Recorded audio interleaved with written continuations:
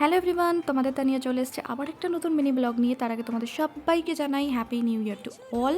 তোমরা যাতে খুব ভালো থাকো, ঈশ্বর তোমাদের সবাইকে সুস্থ রাখুক, এবং তোমরাও আশা করো যাতে আমি, আমার রিলেটিভস, আমার ফ্যামিলি, আমার ইউটিউব ফ্যামিলিজ সবাই যাতে খুব ভালো থাকুক। যাই হোক, এটা হচ্ছে 31st ব্লগ ছিল, বাট আমি এটাকে আপলোড করছি হচ্ছে 1 জানুয়ারি। দেখতে পাচ্ছ তো কতটা পরিমাণে লেজি কন্টেন্ট ক্রিয়েটার।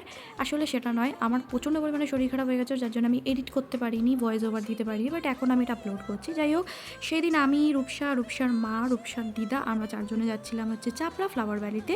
তো আমি কাঁচরাপাড়া থেকে আর কি 9টার সময় ওই কৃষ্ণনগর সিটি লোকাল ধরে আমরা রানাঘাট জংশনে চলে যাই, আর ওখান থেকে আমরা টোটো ধরে চলে গেছিলাম হচ্ছে চাপড়া ফ্লাওয়ার ভ্যালিতে।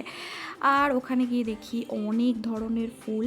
যাই হোক, এবার এন্ট্রি ফিটা আমাদের লাগেনি, কিন্তু যতটা এক্সপেক্ট করেছিলাম না সেই অনুযায়ী ফুল টুল দেখতে পাইনি। আর একটু বাদে গেলে আমরা অনেকটা ফুল দেখতে পারতাম। আর এখানে একটা নতুন ব্যবসা খুলেছে যে ফুলের মাঝখানে ফটো তুললে নাকি 20 টাকা লাগবে। যাই হোক, ওটা আমার ব্যাপারটা ভালো লাগেনি। তারপর ওখানে আমরা চাউমিনটা খেয়েছিলাম, এগ চাও ভীষণ টেস্টি ছিল।